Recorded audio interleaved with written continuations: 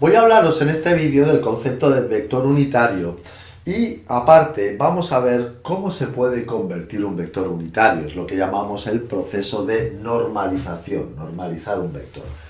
Bien, un vector unitario es un vector cuyo módulo es 1, es decir, que tiene un tamaño, la unidad, en la longitud que sea. Veamos, por ejemplo, tenemos el vector u, que es igual a una mitad menos una mitad y raíz de 2 partido por 2.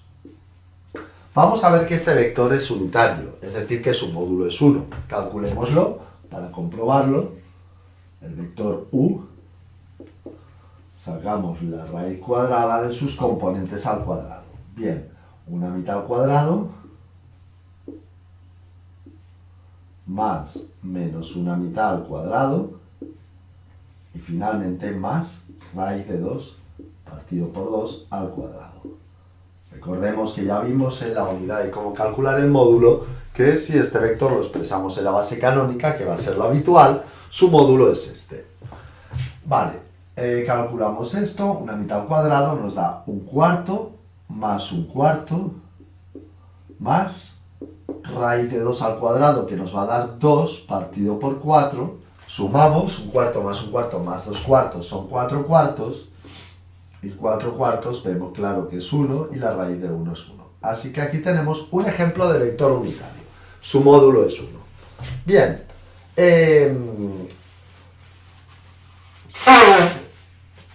¿Para qué puede servir un vector unitario? El vector unitario se utiliza mucho en campos como en la física. Vale, ¿qué significado tendría? ¿Qué significado tiene representar un vector a través de su módulo y su vector unitario? Veámoslo. Imaginemos que nosotros tenemos un vector libre en el espacio, un vector que podría ser una fuerza si hablamos de física, ¿vale? Y sabemos que este vector u, ¿vale? Pues puede tener un módulo, por ejemplo, igual a 5. ¿Qué quiere decir que tenga un módulo igual a 5? Bueno, pues que su longitud será 5. Vamos a dividir ese vector en 5 partes para verlo claro, 5 unidades, más o menos 2, 3, 4 y 5, ¿vale? Es decir, la longitud de ese vector es 5. Podríamos intentar representar ese vector de la siguiente manera. Fijaros, construyamos un vector que tenga la misma dirección que el vector u, pero que su módulo sea 1. Es decir, llamémosle a este vector u unitario, con una u pequeñita aquí, ¿vale? En física muchas veces veréis que esa representación se hace poniendo u y como una especie de acento circunflejo, eso quiere decir vector unitario.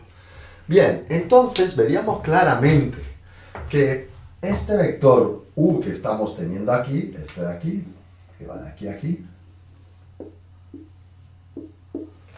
es combinación lineal de este vector unitario. ¿Cómo podemos construir el vector u? Pues directamente cogiendo el vector unitario de u y multiplicándolo por 5. Fijaros, si multiplico este vector por 5, alcanzamos el vector u. Es decir, que estamos representando un vector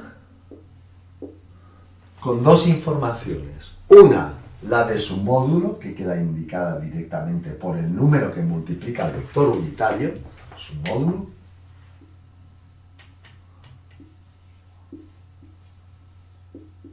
Y por su dirección, que la tenemos aquí, que es la que da el vector unitario,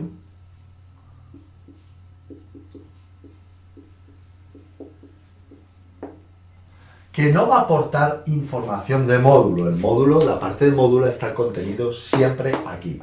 Es decir, que en general podemos expresar un vector, pensamos en física, por ejemplo, que lo hemos visto varias veces, un vector F, vector fuerza, por el módulo de F. Recordemos que en física se expresa un vector sin necesidad de poner las barras, simplemente la misma letra que aquí, pero sin flecha. multiplicado por un vector unitario que nos indica la dirección de esa forma. Bien, entonces, vista ya la aplicación que puede tener un vector unitario, lo que voy a hacer ahora es cómo conseguir encontrar este vector unitario de aquí. Muy sencillo, fijaros, realicemos el proceso inverso. Si yo quiero encontrar el vector unitario UU a partir del vector U, pues muy sencillo, despejamos en esta ecuación, es decir, el vector unitario U se consigue dividiendo el vector U entre su módulo, entre 5, es decir, U entre su módulo. Eso es lo que llamamos normalizar.